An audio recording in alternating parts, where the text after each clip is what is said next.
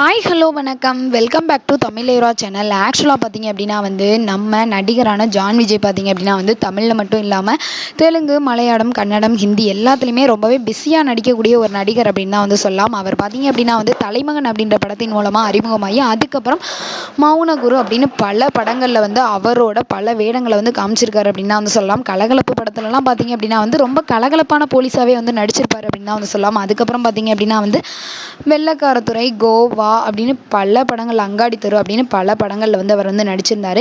இப்போ ரீசெண்டாக பார்த்தீங்க அப்படின்னா அவரை பற்றின ஒரு பாலியல் தொல்லை அப்படின்ற மாதிரியான ஒரு குற்றச்சாட்டு வந்திருக்கு. அதாவது பார்த்தீங்க அப்படின்னா மலையாள பெண் பத்திரிகையாளர் ஒருத்தவங்க பார்த்தீங்க அப்படின்னா அவருக்கு இன்டர்வியூக்கு போகும்போது அவருக்காக வெயிட் பண்ணும்போது பார்த்தீங்க அப்படின்னா தகாத முறையில் நடந்துக்கிட்டாரு.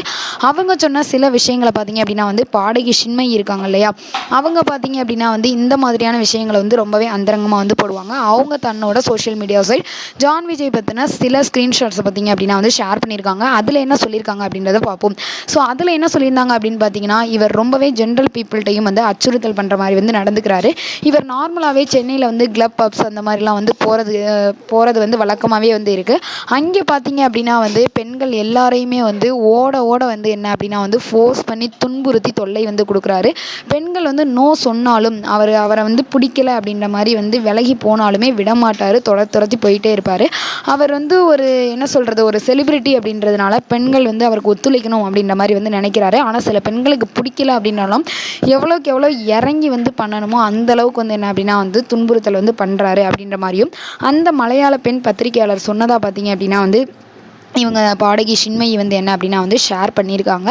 ஸோ இந்த மாதிரி என்ன சொல்கிறது, அதாவது இவங்கள்ட்ட காப்பாற்றுற மாதிரியான, இந்த அரக்கர்கள்ட்டேருந்து காப்பாற்றுற மாதிரியான செக்யூரிட்டியான பிளேஸஸும் இருக்குது.